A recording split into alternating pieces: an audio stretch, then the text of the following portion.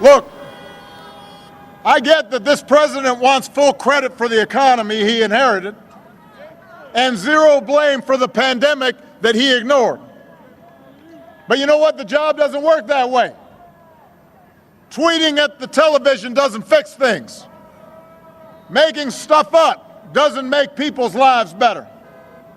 You've got to have a plan. You've got to put in the work. And along with the experience to get things done, Joe Biden has concrete plans and policies that will turn our vision of a better, fairer, stronger country into a reality. We literally left this White House a pandemic playbook that would have shown them how to respond before the virus reached our shores. They probably used it to, I don't know, prop up a wobbly table somewhere. We don't know where that playbook went. Now, the U.S. presidential candidates will again engage in a final debate. That's going to happen in the early hours of the morning, South African time. Let's chat now to SABC News foreign editor Sophie Mokoena, who joins us now. Sophie, it's a good afternoon to you. Perhaps what to expect this time around? Still a whole host of interruptions?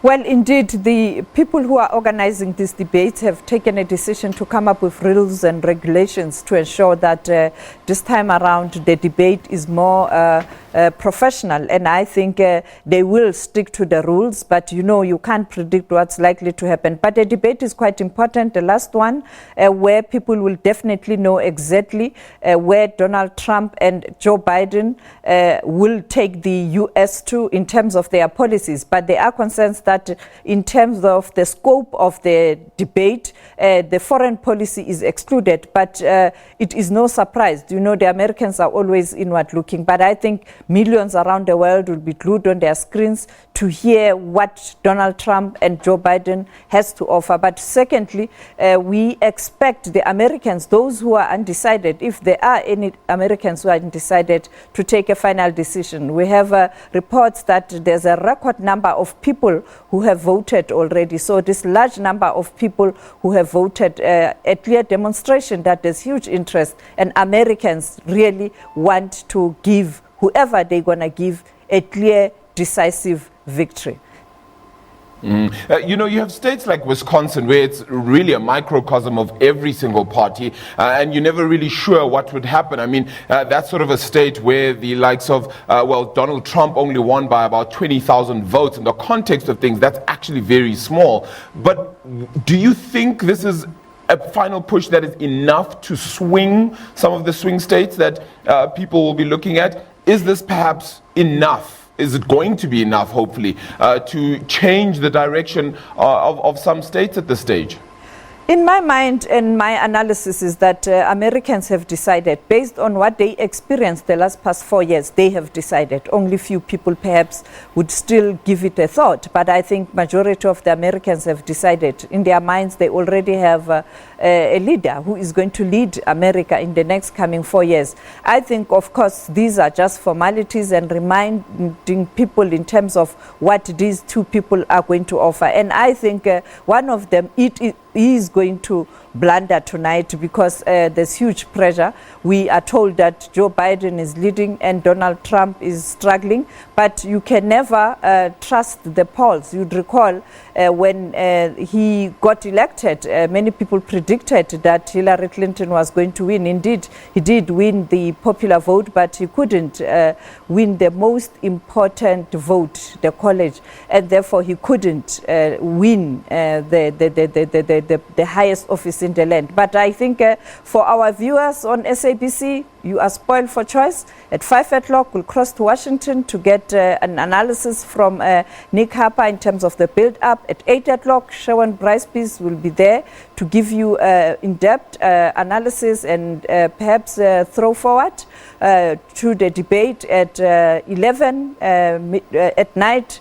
You'll have Sharon again coming to tell us what we can expect and the state of readiness. Of course, at 2:30 a.m., we'll have a special focus on the debate.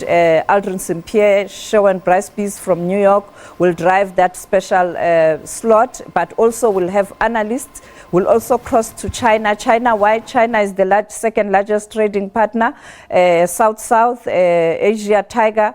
And of course, we want to know what's on Jinping's mind in terms of these elections. And then after the debate, we'll cross to India. You know, India is quite important. The relations between Donald Trump and the Prime Minister of India are quite cordial. But also you have the candidate, the vice president candidate for the Democrats, Kamala Harris, having lineage to India. And therefore, I think the citizens in India will be watching, and therefore don't tune in to SABC channel 404 at that time. You will not regret.